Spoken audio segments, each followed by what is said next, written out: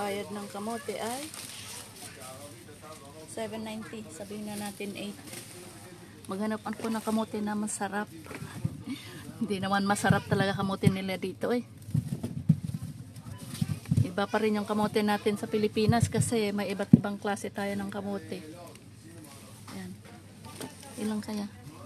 Sarili kong pera ginagamit ko dito. Ayan. Ayan.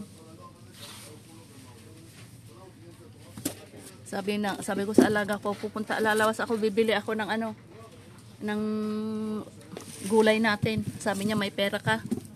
Sabi ko, meron ako pera, gamitin ko yung pera ko. Sabi niya, sabihin ko daw sa kapatid. Tatakot naman ako magsabi. Kasi kung alam naman niya na kailangan talaga na maraming ano, bibilhin na ano, eh magbibigay lang siya ng kukunting pera na ano, allowance na lahat-lahat na panlinis ng bahay, lahat-lahat na eh magbigay lang ng 200 nung una, tapos dinagdagan naman ng 250. Kulang pa rin. Eh, isang ano nga lang eh, ano nga ba yan? Isang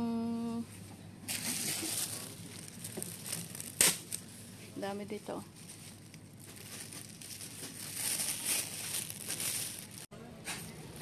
Tingnan nyo naman ang avocado nila oh. Hindi pa yata nangangalahati ng ano, maturity eh, pinitas na. Kasi palibhasa kasi mahal ang ano ngayon. Mahal ang presyo ngayon, kaya parang sa Pilipinas din. Nihahabol yung ano, yung presyo para makadami ng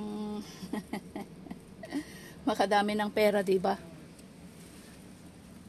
Nakakatakot bumili ng mga, kahit dito din, grabe ang kanilang ano, grabe ang kanilang pesticides. Ayan. Bibili ako niyan. Bil mo po niyan, bil mo ko, anong tawag ba doon?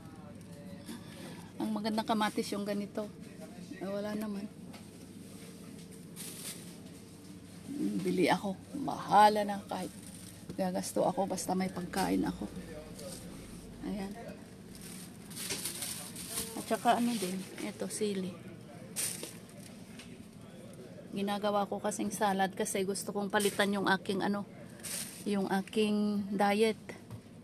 Nagkaroon ako ng diabetes dahil sa kakakain ng mga rice at saka tinapay. Palitan natin ang aking ano, palitan ko ang aking, ano ba yan? Ang aking diet, yan.